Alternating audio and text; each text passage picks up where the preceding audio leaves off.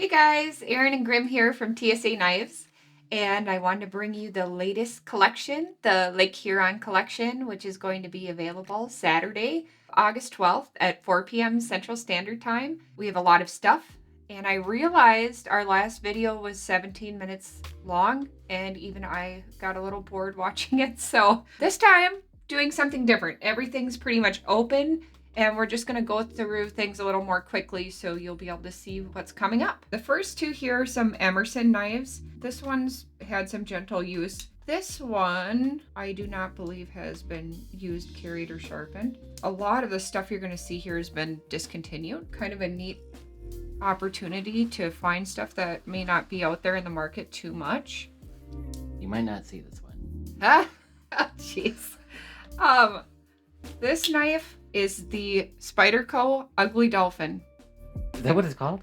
It is what I'm calling it. And the more you open it, the more it looks like an ugly dolphin. It's so crazy, but very cool knife.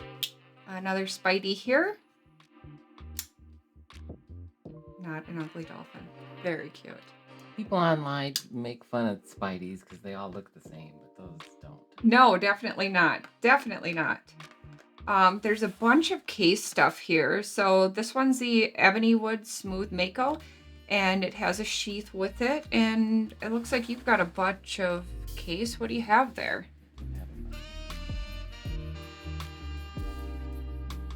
This is my favorite that I saw.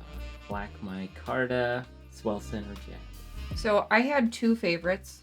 I am a sucker for burl. There's a couple nice examples of burl here, but this one I loved, and it's Damascus, which is cool, but sadly it has some scratches in the bolsters. The one advantage of that though is the price is greatly reduced for anybody who can work their magic and get those out of there. I also thought this was kind of cool. I know they make plenty of these. I think it's Crinite Blue Pearl. Bourbon Barrel. Yeah. Bourbon Barrel White Oak. I guess I like Swell Centers. Perfect. Oh, I do have one more case knife here. So this is the Canvas series, and I tried to take pictures of this. I don't know if you can catch it, but it's real iridescent and looks all the way from purple to green to black depending on the light, and that's all the way around. I like it, and I just think it photographs well, so it's fun if you're one of those people who likes to take pictures of your knives. It's a really neat one you can add to the collection. So we have some limited edition buck knives. Got the 110, and that I think is a 55.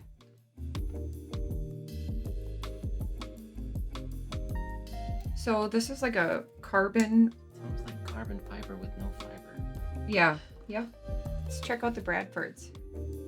So another fun thing that happened at the Blade Show was we got to hang out with the people from Bradford, and they've recently introduced a kitchen line, which is very interesting to me because I'm starting a knife sharpening services for kitchens, and I really like their attention to detail on everything. But to me, some people would pick this up and say, oh, you know, it's so light, it's too light. But if you are a sous chef and you're cutting all day long, you want a light knife, and the blade seal's harder than what you would normally get in a kitchen cutlery.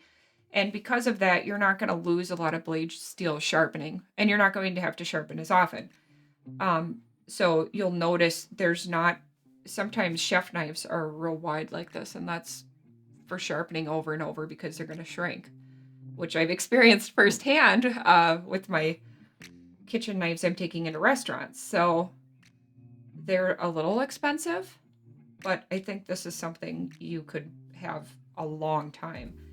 And I also like the attention to detail on the handle. There's like a little flange on the end, and there's enough texture here again, you know, you're working with wet hands, that you're not going to slip off of it. What do you think of that knife? Feels really thin, but in a good way. Okay. I feel like I could do some ninja cuts with it. And then there's a paring knife that goes with it. And Same detail on the handle. So you've got that little flange on the end, so you're not going to slip. And the nice grippy texture. And I just think that's a pretty attractive paring knife. How gorgeous. They are. They feel right. Yeah, they do. A couple other little goodies from Bradford. 4.2. Yep, Guardian 4.2.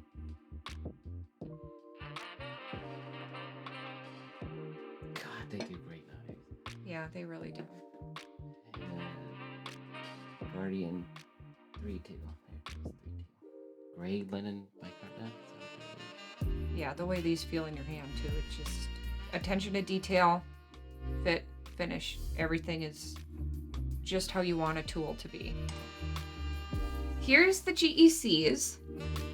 And I'm not going to open everything, so I thought we could both just pick our favorite. And those of you collecting these usually know exactly what you're looking at here. I'm going to go ahead and pick the beer and sausage, which I love.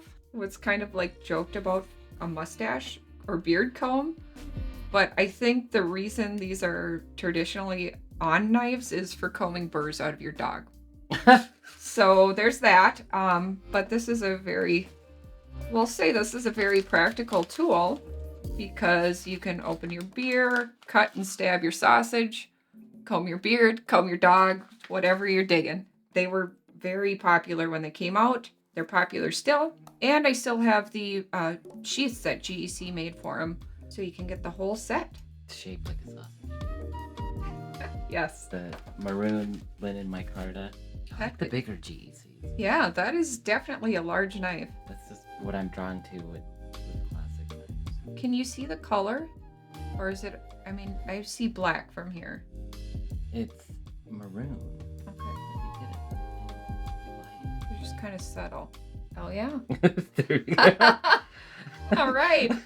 It's in there. I see it. Yeah. Yeah. Cool. Heck, hellhound. Mm-hmm. That's probably my favorite blade shape by Microtech. I don't know why. I just think it looks cool. It's very cool. Yeah. And the blue accessories, I think that just really makes it pop. Gives it a little more interest. Well, this one is 2022. This was the show special for Heretic. I mean, it's definitely a cool knife. And the other thing that's nice about this one is I'm going to call it gently used. Price will reflect that. Good opportunity to get one in your hands if you Is it or want is it to. distressed? But the box is distressed too, so I'm just erring to the side of caution, especially when I get things out of collections. And certainly, how could you buy one of these and not want to play with it like you are right now? Reate knives. This is just fun. One of these is a trainer, and one of these is the real knife. So this is a real knife here. But with the trainer,